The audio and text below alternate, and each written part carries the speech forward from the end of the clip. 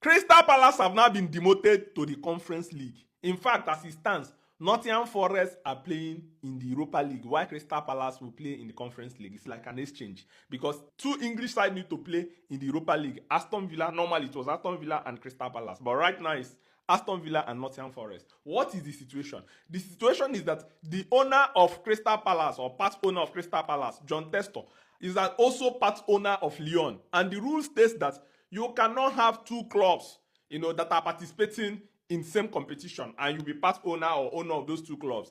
I know that John Testor tried to relinquish his stakes at Lyon, but I don't think that went through. And right now, Crystal Palace are now paying the heavy price. Initially, Lyon was expected to be relegated because there was a news that Lyon is now going down to League 2, but that has already been rescinded. Now they're also back in League 1 and they're going to compete in Europe. So it means that one of the teams that John Testor is part owner or major stakeholder will have to switch position, and they came to conclusion that Crystal Palace will now be playing in the Conference League, and then Nottingham Forest will now be playing in the Europa League. This is a good one for Nottingham Forest because I know they fought so hard at least for the Europa League, and finally by virtue of situations that is not even in their favor, they've not been given the opportunity to play in Europa League. Nottingham Forest and Aston Villa will be representing England in the Europa League next season, and it's going to be an interesting one. They have a chance to go far, especially Aston Villa and Nottingham Forest, because right now, teams that drop off from the Champions League do no longer enter the